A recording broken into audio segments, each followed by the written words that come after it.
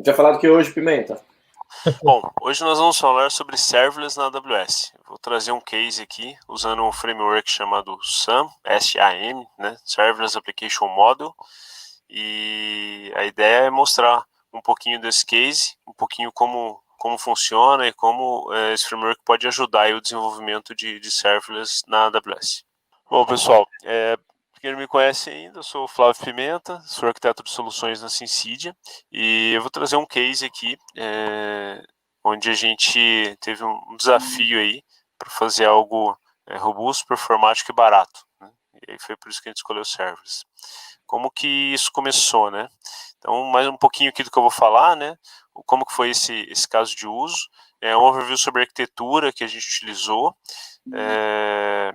um overview sobre a arquitetura de eventos, né, que foi o design que a gente adotou para essa solução, e como que ficou a arquitetura, como ficaram os testes, porque assim, a gente fala desenvolvimento de serverless, né, então não precisa de teste, não precisa de arquitetura, não precisa, não é porque eu estou desenvolvendo serverless que eu vou aplicar o modelo Go Horse, né, então é importante manter a qualidade e se preocupar em também ter a sua cobertura de testes quando você está falando de serverless, né?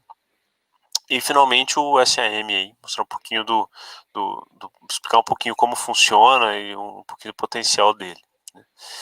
Bom, o caso de uso, eu atendo a parte de consultoria, né? Quando a gente chega num cliente, ele vem com a sua lâmpada mágica, esfrega e solta o seu desejo, né? Fala assim, eu quero desenvolver um processo aí de atualização de dados para o meu novo sistema aí de CRM, que vai entrar em produção daqui a pouco aí, tá entrando em produção, e, cara, só precisa que você desenvolva um negocinho para fazer 3 coisas, são 3 passos simples, né? A extração dos dados, o envio e uma consulta de status para ver se o envio lá deu certo. Beleza, tranquilo. Pegar, colocar e acabou. De boa, né? Uns dias aí isso se resolve, tá fácil. Bom, quando a gente viu o cenário, a gente olhou para as arquiteturas disponíveis e viu que o modelo de arquitetura orientado a eventos, mais especificamente aí o Event Source, que eu vou mostrar, era o mais adequado para esse cenário. Eu já vou explicar o porquê. Então, só fazendo um overview aí sobre a arquitetura de eventos, né? Em 2018, o Gartner falava que lá para 2020, 80% aí das soluções digitais vão estar baseada a sua tecnologia usando eventos. De alguma forma, eles vão estar usando a arquitetura orientada a eventos. Eu não medi hoje se a gente realmente está com 80%, mas a gente vê o assunto crescendo bastante e sendo bastante usado, principalmente quando você tem um alto volume e comunicação assíncrona. Realmente, a parte aí de orientação, de arquitetura orientada a eventos está muito em uso, né? Óbvio, tem que tomar cuidado para ver que cenário aí que se adequa, né, o seu Não usar uso. a ferramenta certa para coisa errada, né? Não usar a ferramenta certa para coisa errada, né, Pimenta? Com certeza, né? Pô, vou criar o Kafka e tal. Cara, beleza, o Kafka não é um stream, você tem Rabbit com fila e você tem broker para fazer só um PubSub e às vezes isso resolve muito bem o problema, né? Então, primeiro, o que é o evento, né? E tem a piadinha, a Pix é um evento. É um evento falando em arquitetura, né? Evento vai ser toda a ação, toda a ação no sistema mesmo que gera uma mudança de estado e que isso reflete no negócio, né? Então, qualquer mudança de estado, você está ali tendo um evento acontecendo, né? Então, termo evento aí nesse cenário que a gente entra, né?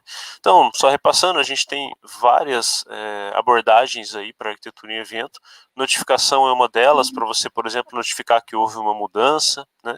Atualização do estado, pura e simplesmente com só a informação que você mudou, é um outro tipo de mudança que tem aí os prós e contras. E o Event Source é uma mudança que acontece e que desencadeia uma série de ações, né? Então, dado um evento, você vai acionar algo para fazer o tratamento daquele evento, né? Então, essa parte de Event Source é a que a gente usou e vai mostrar aqui como a gente usou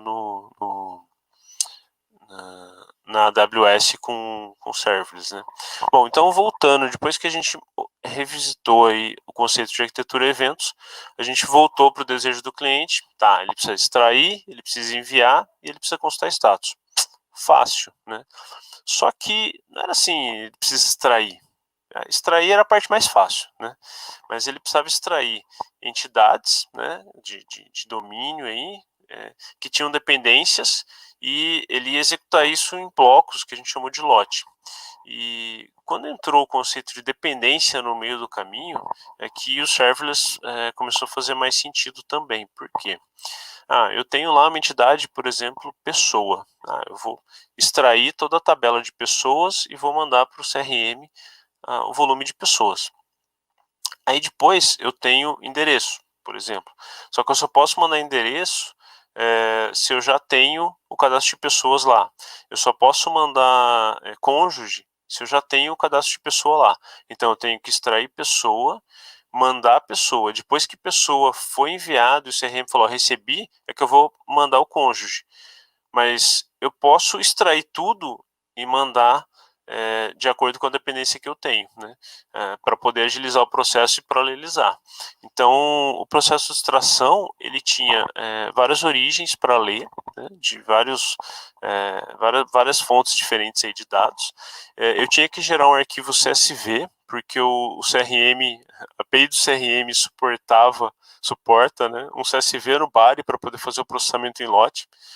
Isso é pouco comum, mas possivelmente eles aproveitaram o legado que eles já tinham, né? Mas não tem jeito, tem que se virar com o que tem também, né? Não vai querer refazer o que tá do outro lado lá, né?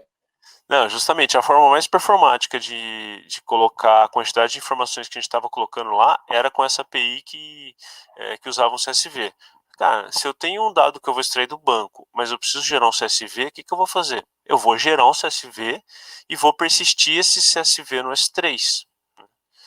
Então, surgiu aí a minha primeira função Lambda para extrair do banco de dados, né, e mandar no S3. E como ficou isso? Como que eu disparava? Como que eu falava para a Lambda o que ela vai extrair? Né? Eu coloquei um tópico SNS, né, para trigar essa Lambda. E a mensagem que chega nesse SNS, eu vou ler para saber qual é a entidade e qual é a fonte de dados que eu vou pegar o dado. Então eu tinha ali o nome da fonte de dados, pega da fonte 1. Vou pegar da fonte 1 o dado de pessoa, né? E, além disso, eu tinha o conceito de paginação também. O CRM ele não suportava, ele tem alguns limites de quantos eu posso mandar por vez. Eu não podia mandar, acho que mais de 100 mil por vez. Então, eu tinha uma paginação no banco de dados para não estourar esse limite, né? Então, eu gerava mais de um arquivo.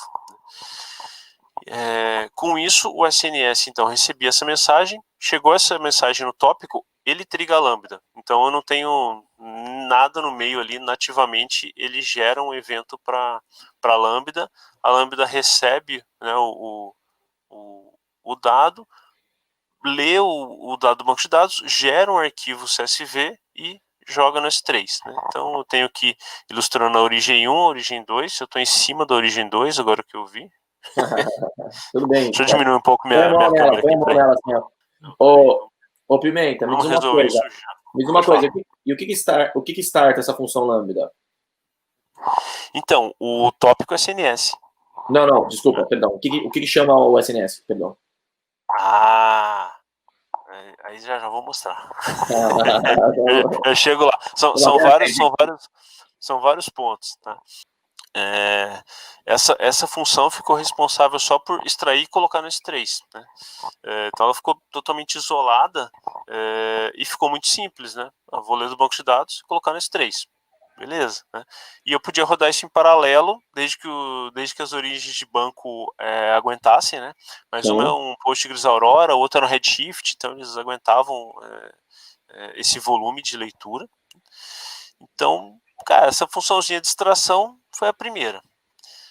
A segunda, a arquitetura do envio. Cara, eu peguei tudo e eu vou enviar. Só que aí para enviar, eu tenho a questão da dependência, né? Mas, mais uma vez, para enviar, o que triga o envio? o próprio S3. O arquivo chegou no S3, eu trigo a função de envio. A função de envio recebe o path do arquivo, né, o key do arquivo e o bucket. Ela vai lá, ela vê, ela é da dependência, eu ordenei as dependências, dependência 1, 2, 3, né? Então ficou uma ordem, ficou genérico, isso pode ser infinito, eles podem ter quantas dependências quiser nessa configuração. E aí ele olha, eu tenho um arquivo de dependência 1, aí dependência 1 já saiu mandando. Tem um arquivo de dependência 2, puxa, eu tenho que ver se tudo que eu tenho de dependência 1 já foi enviado. Tudo que eu tenho de dependência 1 já foi enviado já, então eu mando, se não eu espero. Então, esse foi o cenário. E quando ele manda, ele já pega o ID do job que foi gerado lá no CRM. Então, eu posso mandar? Posso. Mando, né, um post e um put pro CRM lá. Peguei a resposta e falou, o job ID é esse, e guardo. Pô, mas guardo onde? Guardo no S3, junto com o arquivo CSV que eu usei para mandar. Então eu tenho alguns arquivinhos de controle no próprio bucket que me dizem aí o que está acontecendo com aquele Você meio que arquivo. enriqueceu os dados, criando um arquivo talvez com o mesmo nome ou outra extensão, por exemplo, ou algo assim, né? Justamente, foi justamente isso. O mesmo nome com outra extensão ali, uma extensão que já representava o status ali, se ele foi enviado, se ele foi processado, e algumas informações dentro dele, Então, para depois é, facilitar os reports aí, entendeu? então olha que legal, né, pessoal? Às vezes, assim, né, a gente olha e fala assim, putz, quando você começa a construir uma coisa dessa, você pensa assim, fala assim, nossa, eu vou usar o S3 para controlar o estado, ou para fazer o papel que talvez uma ou algumas filas fariam e tal. Cara, não tem nada demais nisso, sabe? O negócio funciona muito bem, você pode usar isso depois para poder fazer consulta, pode colocar isso num dashboard de BI, pode fazer um montão de coisas. Então, assim, não tem limite porque tecnicamente é viável, possível, escalável e pelo preço que a aplicação suporta pagar, né? Justamente, qualquer outro serviço, qualquer outro lugar que eu fosse colocar essas informações, ele ia ser um lugar 24/7 disponível ali para poder consultar a qualquer momento e que ia custar muito mais do que ter um arquivo nas três, né? Exato. Então, Olha o que o Júlio falou. Ó, o Júlio colocou no comentário, o Pimenta, olha que legal. O Júlio colocou no comentário, pô, podia usar as tags também.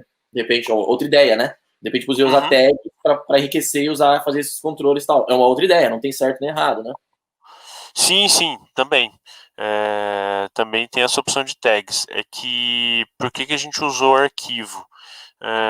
Porque depois da execução toda, ficava muito fácil filtrar os arquivos e fazer um catch, vamos falar assim, ou fazer algumas consultas no próprio arquivo. Uma das ideias de evolução para isso é usar o próprio Atina, né, onde eu Legal. posso fazer queries nos dados desses arquivos. Né? Sim. E aí jogar para um painel, jogar para um dash e não ter essa preocupação com desenvolver isso, por exemplo, né? Muito legal. Justamente, vou gastar num Grafana da vida aí, um Grafana disparando uma Atina e eu tendo um dashboard, tá? Essa parte a gente ainda não desenvolveu, o cliente não priorizou, né? Mas estava no roadmap ali, né? Tava nas ideias, né? Quando a gente começa, não, e dá para fazer isso, e dá para subir, dá para fazer mais aquilo, aí né, algumas aí que vem o cliente falando, não, a priorização, o dinheiro é meu, né, a priorização é minha aqui, por enquanto eu não vou precisar desse dashboard não. Exatamente. E a sacada do F3 também é uma sacada que, cara, né, a galera de dev que conhece, usa muito, né, e nesse exemplo que você usou, que é bacana dizer pra galera, né, tem um serviço lá chamado Events Notification no próprio S3, chegou um arquivo lá, você consegue trigar uma função lambda, você consegue chamar outro serviço, chamar o SNS, avisar que chegou o arquivo, por exemplo. Então, e aqui você tá chamando uma função lambda, é isso, né? O próprio evento é chamar uma função lambda quando o arquivo cai no S3, né? Isso mesmo, o evento que a gente tem aqui em cima, né, é o S3 trigando a lambda falando, chegou um arquivo, né? E cada vez que chega um arquivo no bucket, ele chama essa função e ela vê se pode enviar ou se não pode. Né? Se ela não enviar, você fala, pô, mas como que ela vai enviar? Se ela chegou o arquivo, ela não pode enviar. Quando, aí é a outra lógica, né? Quando encerra um envio, ele também vê se eu tenho um próximo arquivo a ser enviado. Então, o controle eu envio, posso enviar, envio. A função que fica verificando se acabou de rodar, que eu vou mostrar daqui a pouco, ela notifica o envio falando, ó, acabei de enviar, então eu posso mandar o próximo nível aí de arquivos, né? Então, realmente, as triggers ficaram todas em eventos no S3 e SNS entre as lambdas aí. Bom, aqui a gente verifica a garantia de entrega, né? A gente acabou não tendo nenhum problema e não implementando nenhuma feature de retentativa aí, né? A retentativa é assim, cara, se falhar, o usuário vai lá entrar no console e vai apertar a primeira, vai fazer o papel do primeiro evento que dispara tudo. E ele falou que para ele isso tudo bem, e até hoje ele não precisou apertar o botão, tem quase um ano aí essa solução no ar. Mas talvez algo não mapeado no futuro pode pintar, né? Sim, sim. Tem o plano B. Bom, a função de status. O que faz a função de status, né? Quando eu inicio o processo todo, eu também inicio essa função de status, que ela vai ficar verificando os arquivos que foram enviados, aquele job ID que eu gravei no arquivo enviado lá no envio, ela vai ler e vai buscar no CRM o status desse job, né? Poxa, mas o CRM podia fazer um callback, já me falar o que aconteceu. Podia, mas ele não faz, né? Se ele fizesse, a gente agradeceria também. Mas ele não faz. A única solução que eu tinha para consultar o status, cara, é ficar fazendo pooling lá na API. Só que assim, essa API, ela tem um volume que você pode usar por mês, né? Você não pode disparar de requisição lá e metralhar os caras toda hora. Então, eu ficava verificando a cada minuto se eu já tinha, se aquele job já tinha concluído, né? Aí alguém vai perguntar, cara, mas a Lambda hoje, né? Antigamente eram 5 minutos, mas hoje a Lambda só roda por 15 minutos. Né? Você vai pagar 15 minutos de Lambda e vai pagar 15 minutos de Lambda e não vai. E se o job não acabar em 15 minutos, né? Se o job não acabar em 15 minutos, essa lambda aqui de status, ela é trigada por um evento de SNS. Então, o que eu faço? Aí, nesse ponto, tem que tomar cuidado, né? Essa lambda, ela dispara um SNS que chama ela mesma, né? Mas ela não chama ela mesma. Na verdade, é uma lambda que dispara um SNS que vai instanciar uma nova lambda para continuar, que vai fazer a mesma coisa que essa daqui, né?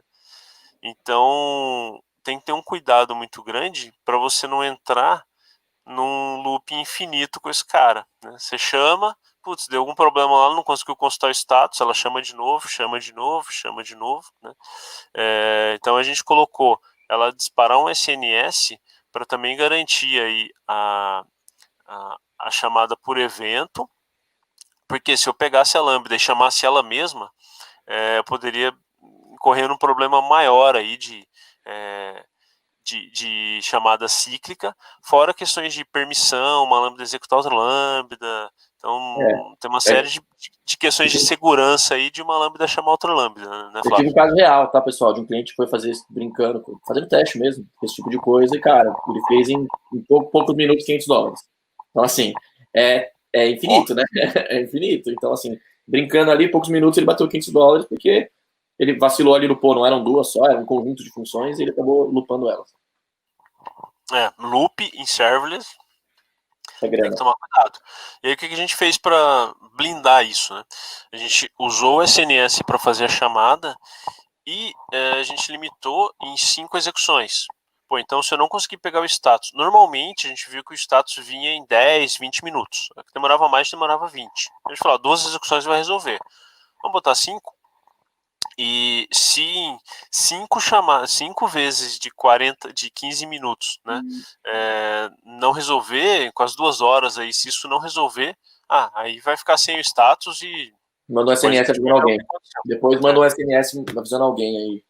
Também.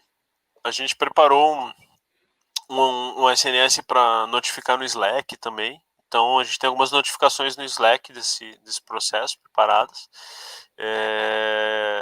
Então, 5 execuções era o limite, né? Então, quando a lambda chamava, ela chamava e falava, eu sou execução 0. Né? Então, esse evento da CNS recebia, eu já estou na segunda execução. Ele incrementava 1 e chama de novo, né? Então, só para a gente não deixar o negócio em loop, senão dá BO mesmo, como o Flávio comentou aí. Então, a função do status, ela inicia junto com o processo e fica lá. Terminou? Terminou? Terminou? Terminou? Já pode sair? Já pode sair, né? Terminou? Terminou? Terminou. Quando ela viu que o job acabou, ela coleta alguns resultados, né? Aí tem um endpoint para a gente consultar o resultado do job, coleta alguns resultados do job, grava um reportezinho no mesmo bucket, no mesma estrutura. Não era arquivo de arquivos. E põe mais um arquivinho de controle que ela acabou a execução. Então, isso que acontece nessa função de status, né? Verifica o status, grava o report, pode falar. Só para a gente não fugir não trocar o assunto aqui, o Afonso falou, mas aí com o loop de lambdas não fica mais caro do que colocar uma instância, talvez um AWS Batch ou um outro serviço qualquer aí que rodando só para gerenciar esse evento. Então, assim, só para essa função do report, do status. Então, cara, a gente pensou em alternativas aí para status, né? Esse processo aí, para trazer um pouco mais de contexto, ele roda uma vez por dia, de madrugada, aí no começo do dia, e por enquanto ele está de graça. Tá mais barato. Lembrando que o Lambda tem free tier eterno, vamos dizer assim, né? Ele tem um limite lá, diferente de um EC2, que você vai ter lá uma T2 micro, que vai ser durante um ano, né? Então, acho que para esse caso aí, por exemplo, do que o Pimenta está dizendo, né? Você chamar 5 vezes a função, não fica mais caro. O pessoal tem essa sensação, tem aquela máxima de falar assim, quando você executa Lambda, ou Functions, qualquer outra função de Lambda como serviço, o pessoal fala assim, executar muitas vezes fica caro. É que você não pode esquecer que esse muitas vezes é muitas vezes mesmo. Né? Não é 5, não é 10, não é 50. Né? Se você tem algo que vai rodar bilhões de requisições, aí vai começar a custar. Né? Mas se você está rodando bilhões de requisições, a gente imagina que você também está tendo uma receita com isso, né? Então... Exatamente, aí começa a fechar a conta. E tem um outro ponto também, que assim, lembrando que nós estamos falando de Serverless Framework, então estamos falando de SAM. Quando a gente... Não que não possa, né? Existem soluções aqui que a gente manda para uma fila, vem sobe lá um autoscaling, processa a máquina com spot e morre. Existem vários cenários que a gente usa desse jeito. Mas você também tem que ver, Afonso, que aí você vai começar a entrar em outras searas. Às vezes o Pimenta conhece de EC2, conhece de Lambda, mas às vezes o cara que vai dar manutenção, ele tem que conhecer um monte de outras coisas. Então, se o cara já conhece Lambda, ele já consegue suportar todas a Lambda S3, ele consegue suportar tudo que ele falou aqui, né? Então, tem essa questão também do universo de tecnologias, né? O SAM facilita bastante o deploy, né? E assim, essa solução hoje ela está, acho que com 6 ou 7 entidades, né? Mas a ideia é ter 30, né? Então, ela ficou bem genérica e bem de fácil manutenção e atualização, para que você expanda aí de acordo com... Entrou uma entidade nova, eu só tenho um SQL que eu ponho num lugar que o código vai pegar e ler para executar e extrair os dados, e qual é o mapeamento, o depara que eu vou ter com o CRM na hora de enviar esse dado. Então são 2 pontos muito, muito simples, que hoje é o próprio cliente que mantém essa solução lá, né? Ele tem equipes que desenvolvem, que conhecem também a solução, né? A gente desenvolveu, fez a passagem de conhecimento, documentação e tudo mais, e ele hoje consegue fazer qualquer modificação e manter, né? A gente ainda está lá com ele, obviamente, ele se tem alguma atualização ele consulta a gente, mas a última atualização ele mesmo fez o deploy com o Jenkins e tudo mais, e já rodou balinha. Então, assim, rodar 5 vezes por dia isso daqui realmente não custa nada, literalmente, né? Cara, se fosse 5 vezes por minuto, se fosse 5, eu não sei o tamanho dela, né? Mas se fosse 5 vezes por minuto, né? 5 vezes 60, vezes 24, vezes 30, daria 216 mil execuções. A gente tem direito, se rodasse uma vez por minuto, tá? As 5 vezes. Que rodasse os 5, né? A gente tem 1 milhão de execuções sem custo, então ainda não chegou em 21% do free tier. Mesmo que fosse um minuto, mas no caso do Pimenta não tá rodando assim. E mesmo se passasse do limite, ia dar poucos dólares, né? Porque depois acho que não chega a $1 por milhão de execução, assim, é bem econômico mesmo para essa ordem de grandeza, né? Justamente, né? Se você não está em bilhões de requisições, não vai ficar caro, né? Aí a gente tem uma outra função, que é a função de controle. E como que ela funciona? Como começa tudo isso? Um agendamento do CloudWatch. O agendamento do CloudWatch gera o lote, né? Ou melhor, dispara aí a execução da lambda, e essa primeira lambda gera um lote, que é o identificador para ser o código de rastreabilidade aí desse cenário todo, né? Com ano, mês, dia, hora, minuto, segundo, né? E ele gera um SNS para cada entidade a ser processada. Então, nessa função de controle é que eu tenho todas as entidades que vão ser processadas. Eu tenho a entidade, qual é a prioridade dela, a dependência, e o lote eu acabei de gerar, né?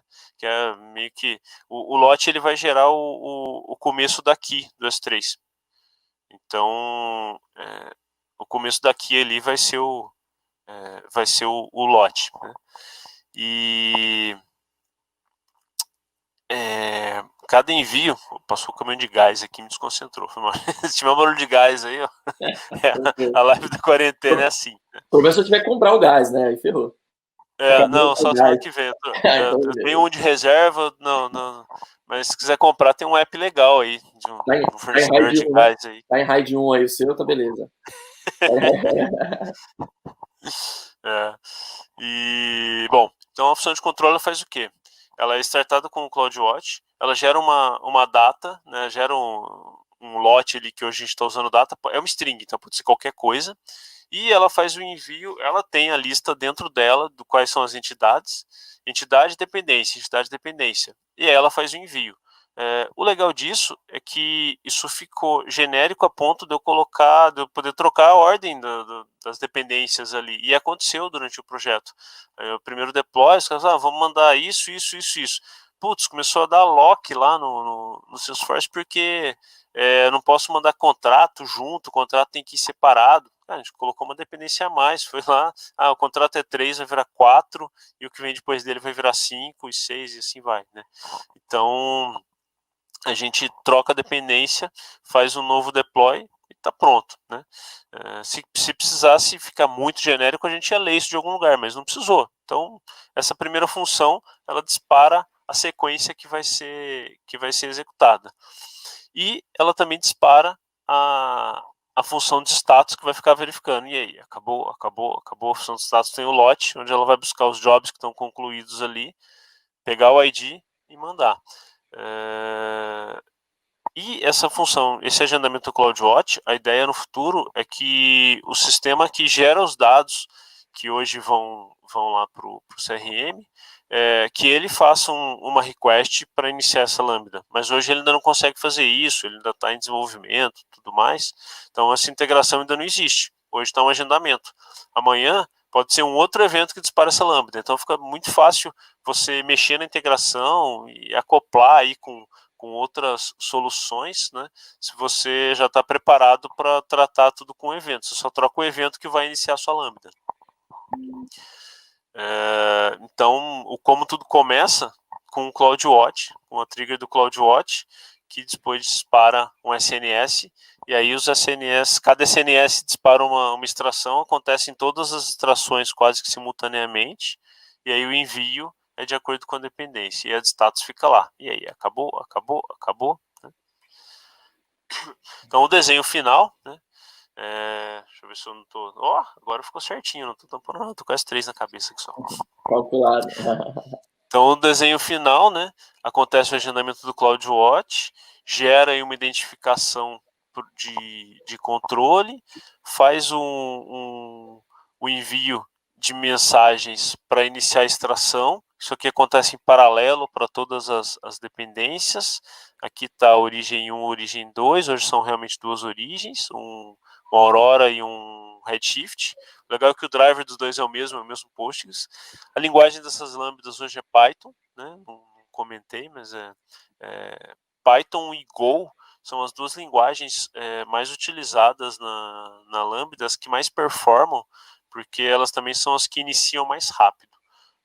O warm-up de Lambda em Python e em Go são as mais rápidas. Se eu não me engano, a própria engine da Lambda é feita em Go, então Go já é nativo em Lambda. Né?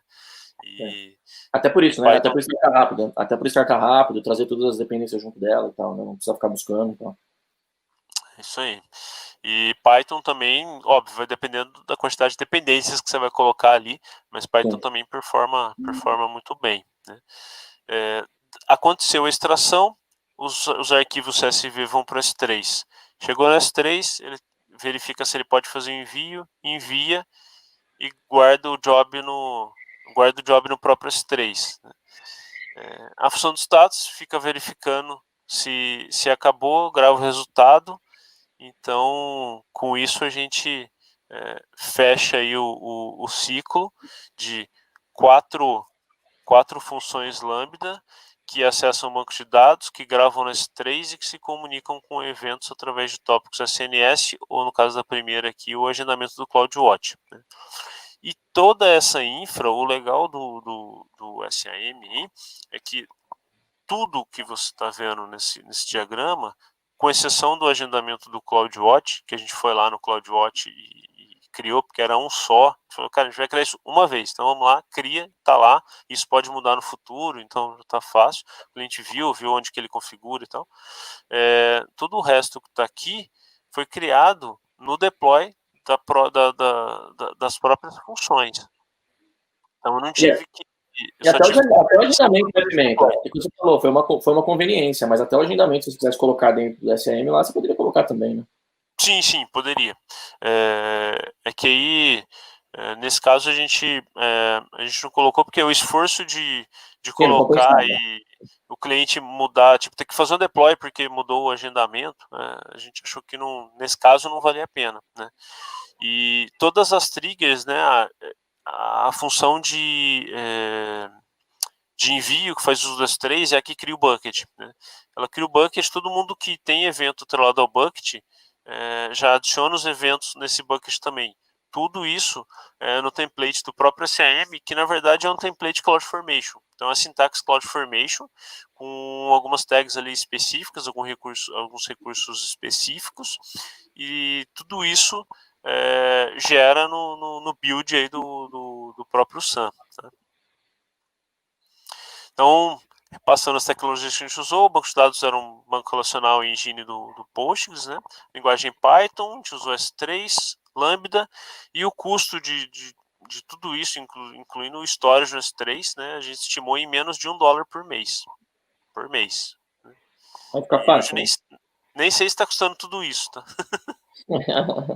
Aí fica fácil, né? A gente tem um case bem legal que a gente portou, o Pimenta, de mais ou menos, um pouco menos de $3 mil para Fleetier.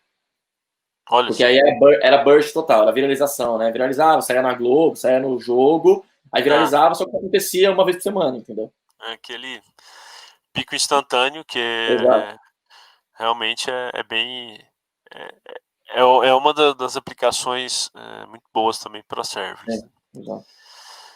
Bom, como eu falei, quando a gente desenvolve servers, a gente também tem que pensar nos testes, né? Então, só passar rapidinho aqui como ficaram os testes. A gente tem os testes unitários, os testes integrados aí de serviço e o funcional, que é o end-to-end. Né? Unitário, tranquilo, né? A gente usou mock ali para tudo. Então, no caso do que tinha serviço Amazon, a gente ainda encontrou a gente viu que tinha um local stack e acho que tem outras plataformas para você simular serviços cloud também, mas a gente viu o Moto, que para Python tem um plugin chamado Boto, né, BOTO. Eu nunca sei falar direitinho os nomes, então não reparem. É Boto mesmo, Boto 3. Né? O Boto 3 é usado para Python e o Moto é o mock do Boto. Então, ele é uma biblioteca que simula então a parte das três. A gente não precisou ficar batendo no bucket toda hora. A gente usou o Moto para ficar simulando isso. Né? É um exemplo simplesinho aí, basicamente você importa o moto aqui como seu mock do S3 e você usa a função como se estivesse usando realmente o bucket e consegue simular isso local. Exato. O local stack que você até comentou, viu, Pimenta, tá um pouco abandonado. Tá um Abandonou? pouco, Quando eu vi ele tava ali, vai, não vai, e aí eu falei, putz, eu não sei. Eu tá um acabei pouco não usando. abandonado, né? A galera Então, parou de comitar e tal, tá meio ficando meio pra trás, infelizmente. Que era um projeto muito legal. eu achei a ideia bem bacana, mas eu realmente não tinha. Não usei e não vi depois, mas valeu aí. Depois eu vou atualizar a apresentação já. Ver se tem algum cara no lugar, então eu já tiro. Falo, ó, legal usar uma Exatamente. moto mesmo. Se souber, avisa. O teste de serviço, a gente fez alguns testes aí para integração, né? E a gente teve que escrever código para ficar esperando para simular que demorou para executar e tal. Mas não está mais de desenvolvimento, mas foi um pouquinho mais trabalhoso, né? E o teste end-to-end, aí esse não teve outro jeito. A gente teve que usar o pooling, o velho famoso pooling, porque, cara, como você testa eventos que acontecem simultaneamente numa ordem que você não consegue prever, né? Então você tem que ficar de tempos em tempos verificando tudo que está acontecendo. Um dos testes que a gente tinha é da paginação, né? Pô, como que eu vou confirmar se ele gerou 4 arquivos? Na hora que eu executo o teste, ainda só tem 2, né? Então, gerou os 4 arquivos? Não, ainda não. Então espera um pouco, vê lá de novo se gerou. Gerou. Dos 4 arquivos tem 3 com 3 páginas dentro, tem 3 arquivos, 3 linhas dentro e outro com uma, por exemplo, um teste com 10, né? Aí, tem, então deu certo, senão não deu, né? Então, esse foi o mais trabalhoso aí no teste end-to-end, né? Mas é importante, senão você coloca tudo para rodar lá, nada funciona, cara, debugar ali no meio é difícil, né? Sim. Você pode ter um X-ray ali para poder fazer uma introspecção na Lambda e começar a ver tudo que está acontecendo, mas não é tão simples. Então, quanto mais você focar nos testes, você tem a garantia de que você está colocando lá já está minimamente validado para você não ter nenhuma surpresa aí quando bota o código para rodar. Bom, agora eu deixo aqui um GitHub do próprio AWS Labs que tem uma explicaçãozinha do que é o SAN e eu vou mostrar um pouquinho um código aqui. Enquanto isso, a gente tem perguntas, a gente deve preparar a gente também deve preparar uma demo, um hands-on aí para mostrar na prática aí como que funciona, né? Inclusive, Sim. se vocês tiverem ideias para esse hands-on, ideia é simples, gente. É que a maioria dos hands-ons com Lambda, é uma imagem que eu ponho lá e faço a thumbnail da imagem. Essa já está muito batida, né? Então, Não, pensem em algo aí que a gente pode colocar no S3 para fazer alguma coisa. Então, se a ideia for legal, a gente traz aqui. Se não for, a gente traz e a gente gostar, a gente traz também. mas A aí gente o cara vem com pensa. a ideia, né? Aí o cara vem com a ideia. Então, na verdade, assim, é um sistema com 8 microserviços e um admin e um orders, né? What the É, fuck? Fazer esse vamos sistema. fazer um sistema de e-commerce com carrinho simples, com 3 É, passos. exato. Não, é Ô, algo assim, cara, pegar, processar e gerar o resultado, vai, mas. é isso aí. Isso é algo que a gente possa fazer aqui em meia hora, né? Em 40 minutos. É, é. O Afonso mandou uma afirmação e eu vou fazer uma pergunta, né? Ele falou, cara, conheço algumas pessoas que têm até coceira de tanto produto da AWS junto, com o discurso de lock-in. Pergunta tem lock-in nesse seu projeto? Cara, esse projeto é totalmente Totalmente. AWS, né? Mas Sim. isso foi em encontro com a estratégia do cliente. O cliente usa outras nuvens além da AWS, mas ele falou assim: olha, esse projeto aqui, eu quero usar o máximo que eu puder de AWS porque eu não quero eu não quero equipe de infra para manter nada, eu não quero equipe de dev para ficar mantendo muita coisa também. Eu quero um negócio que eu coloco lá e não tenho que mexer mais na vida, era mais ou menos essa estratégia e com um custo muito baixo, né? Então, dá Sim. para fazer isso sem lock-in? Dá. Com esse preço? Não sei. É difícil, Exato. né? Exato. Então, eu consigo fazer isso de outras formas, né? Até usando frameworks servers que são agnósticos à cloud. Mas nesse caso, o cliente já estava com serviços, ele já estava em lock-in, né? Porque o próprio O próprio Redshift e o Aurora ali, apesar de ser engine Postgres, tem suas particularidades. Então, assim, ele já estava disposto a assumir que ele está fazendo isso para rodar exclusivamente na AWS. A gente tem lá um ecossistema de microserviços que está com Kubernetes e que não está nada amarrado à AWS. Está usando o EKS, mas ele sabe que ele pode tirar, colocar em outro... Em AKS, GKS, JKS. Justamente. Pode colocar em outro Kubernetes e que ele vai funcionar igual. Então, depende da estratégia. Nesse caso, o cliente está ciente que isso só roda na AWS e que ele não vai rodar em outra nuvem sem ter que quase que reescrever algumas coisas aí. Exato. Eu gosto muito de usar esse exemplo, porque assim, o lock-in ele tem o seu lado negativo, é claro, todo mundo sabe disso, né? Mas também tem o trading, por exemplo. Não precisa dar detalhes, tá, o Pimenta, mas assim, mais ou menos a ordem de grandeza de tempo para você, sei lá, de número de pessoas e tempo que ficaria para desenvolver uma aplicação dessa, por exemplo. Quanto tempo você gastaria mais ou menos, assim? Só uma ordem de grandeza para desenvolver isso, já tendo especificado e tudo mais. Esse projeto foi 3 semanas, até a primeira versão foi 3 semanas, considerando o mato até chegar na solução rodando em produção. E eu não coloquei aqui, mas ele processa 5 milhões de informação, 5 milhões de registros em alguns minutos.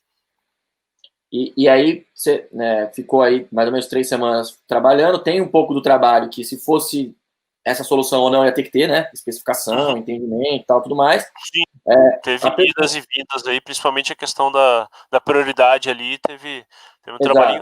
Foi um dev, a gente pode considerar assim, um dev full e meio arquiteto. Sim, aí, além disso, se você não fizesse em serverless, provavelmente, se você não fizesse em serverless framework, ou não usasse os produtos da AWS, você gastaria mais ou menos tempo, você entende? Eu acho que o tempo não mudaria muito, mas considerando só desenvolvimento. Aí considerando infraestrutura, deploy e tudo mais, eu acho que eu teria um pouco mais de trabalho, ou alguém teria um pouco mais de trabalho para viabilizar a infraestrutura e deploy desses caras. Exato. Que seja uma semana ou duas, que seja uma semana, então mais ou menos, sei lá, 1/3 do tempo a mais para fazer isso, talvez um pouco mais. Mas vamos colocar aí 1/3 do tempo. Esse é o ponto, sabe, que a gente tem que colocar na balança. Cara, você desenvolveu um negócio de 3 semanas, cara, você está preocupado em lock-in, sacou? Para uma solução que não vai te gerar custo, que vai te trazer uma porção de vantagens, que você economizou uma semana e tal. Cara, se você precisar levar isso para soluções similares de outro vendor, primeiro que boa parte já está pronta, nós vamos poder reaproveitar o próprio código e tal.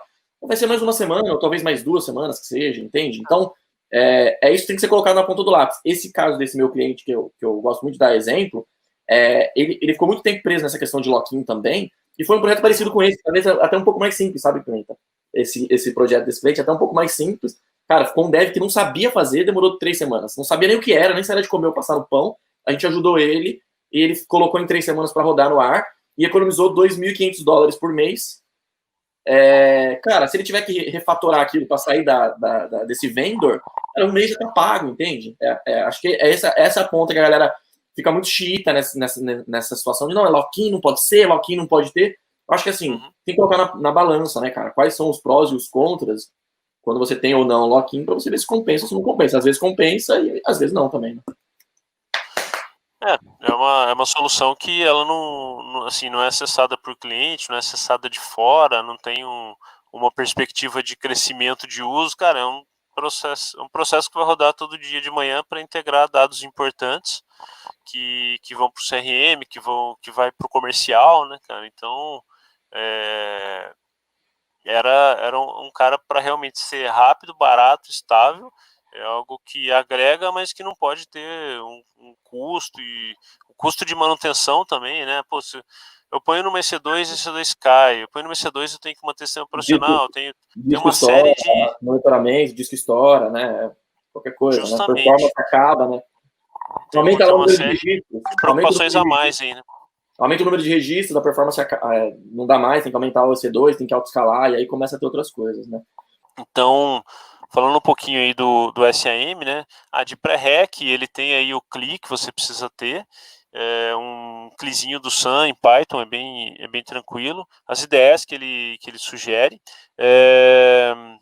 como que você contribui e tudo mais, e ele tem aqui o exemplo do código, né? Acho que eu vou fazer assim, eu vou abrir aqui Dá um zoomzinho alto, pode ser? ele tem um plugin pro PyCharm, que você vem aqui e fala, eu quero criar um novo projeto Sun. Sim, essas integrações com IDE, Cara, é muito legal, né, cara? Isso é bem legal mesmo. Com o próprio Visual Code, a galera tem usado bastante, né? Também, ele também tem o plugin pro Visual Studio Code. Ele tem para várias linguagens aí, né? Cadê o plugin? E assim, galera, tecnicamente, né, não precisa fazer desse jeito, você pode ter uma esteira e tal, mas tecnicamente o dev pode mandar pau, cara, da ideia dele direto para a AWS, ele cria tudo lá, né, cria toda a infraestrutura, então não precisa nem saber como cria uma função lambda.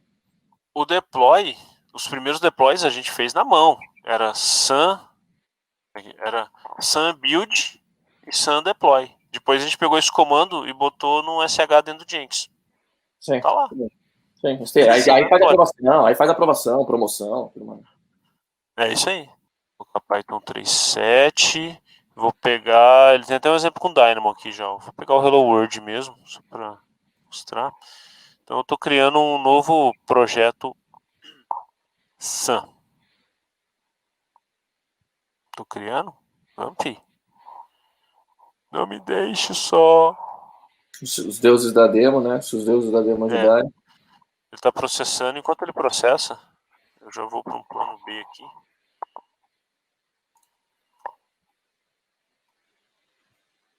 Se eu falar, se quiser de repente só mostrar a estrutura, como é que é, mostrar o exemplo do eu vou pegar um projeto que eu tenho aqui.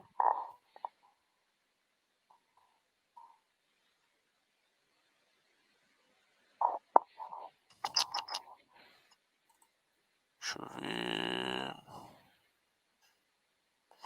Pensando se tem alguma de referência aqui. Pronto. Boa.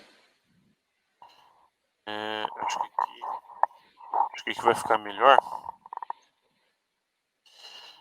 Eu tenho aqui o exemplozinho com o Hello World. O que ele tem aqui no projeto, né? Dentro desse Hello World, eu vou ter meio que a classe principal, que se chama App. Vamos ver o que tem nesse Hello World aqui, que nem eu sei. Espero que seja só o Hello World mesmo.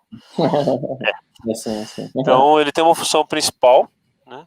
E aqui ele verifica os registros que vem, ele está verificando se o event source é um SNS, se não for, ele vai retornar um 400, se for, ele vai retornar um JSON com 200. Né? Então, aqui que você coloca o seu código do que sua lambda vai fazer. O resumo é esse, né? É o métodozinho aqui, lambda render. Então, esse aqui é o arquivo principal. O template, que é o mais legal, que eu vou abrir agora,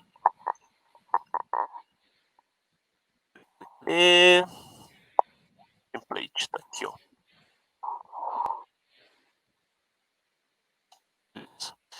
Eu tenho alguns parâmetros que eu vou dar uma pulada aqui, ó. Eu tenho um tipo de recurso do CloudFormation para cá que fala, ó, esse cara aqui é um tópico SNS, né? Então eu chamei aqui de ref sun topic, né? Eu defino a policy para esse cara. Então tudo que é permissão, tudo tá no template, tudo, né?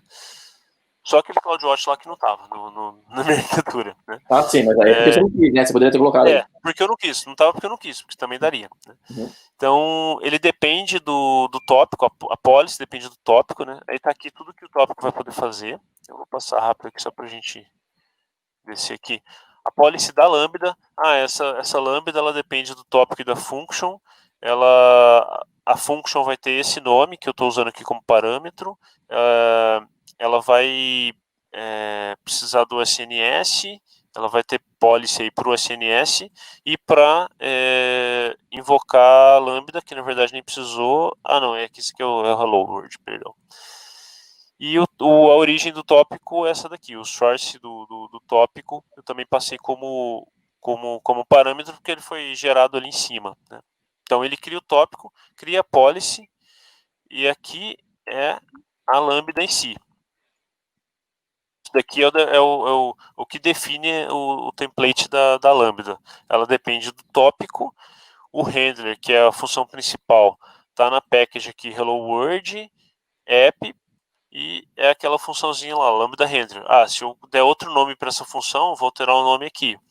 Qual é o meu runtime? É um Python 3.7. Onde que ela onde que ela vai ser buildada, deployada? O build do Sun fica no arquivo no S3, né? E quais são os eventos? Ele vai startar com o SNS com esse tópico. Simples assim. De output aqui nem tem nada, mas eu posso colocar os outputs que eu precisar. Mas o que é legal é que as frameworks, né, os plugins, as IDEs, eles criam isso para você. Você consegue, em alguns casos, fazer de forma visual, tal. Ele vai criando isso para você, né? Sim. Você já pega um template meio pronto, você consegue fazer de umas formas visuais, e a documentação do CloudFormation também é bem tranquila. Você procura CloudFormation com o que você precisa, você vai achar um esqueleto pronto, basicamente, do que você precisa. No GitHub também, se você procura, você já acha o código dos outros ali prontinho, o template, então é bem tranquilo. Mas a especificação, né, do template para o deploy, da função, é um YAMLzinho muito tranquilo. Sim. E a build e o deploy é sun build e o nome e sun deploy. Então é muito sussa de fazer isso. E ele já cria todos os recursos para você e tal, tudo mais, aí depois é só testar mesmo, né? Eu tenho um Jenks file aqui, que é o arquivo da pipeline. No caso, eu estou usando o Jenks, e ele faz os testes. Eu só não vou abrir esse Jenks file, porque ele está meio estragado. Lógico. Mas poderia ser um GitLab, poderia ser um code deploy, code pipeline com code build. Aí poderia ser o que você quisesse. No final das contas, você tem que dar o sum build. No final das contas, você dá o seu sum build e sum deploy, né? O que ele precisa, realmente, sum build -s, né? Sum package, e para que bucket ele vai, para ele empacotar, e o deploy, usando qual template. Você pode ter um template para ambiente de desenvolvimento, você pode ter parametrizado por ambiente, isso, né? Qual template, o nome da stack que ele vai gerar lá no CloudFormation, né? E aqui ele está com essa capability por causa das permissões lá. Ele precisa de uma capability de IAM para as permissões que ele vai gerar. Então eu preciso desse cara. Mas essas três linhas aqui, build, package e deploy, está aqui, né? Então é muito tranquilo de depois colocar isso aqui em qualquer CI da vida. No começo a gente fazia isso na mão, porque a gente não tinha o Jenks lá disponível. A gente teve acesso ao Jenks, botou o pipeline com os testes, gerar a infraestrutura de teste e tudo mais, e fazer a build, a package e o deploy, né? Essa solução roda todo dia, integra 5 milhões de registros em alguns minutos, porque tem as dependências, senão seria tempo bem menor, né?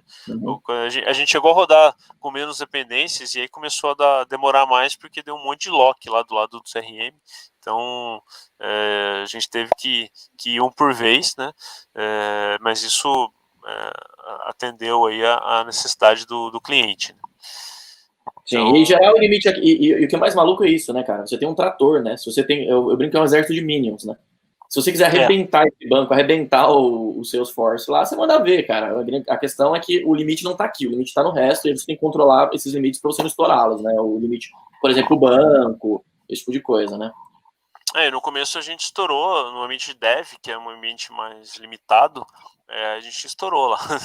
Espaço, teve que pedir aumento de alguns recursos, porque o de dev é bem limitado mesmo, isso é bom, né? Os ambientes de dev bem pequeno, é bom porque você vê gargalo e vê limites muito rápido, para não ter isso em produção.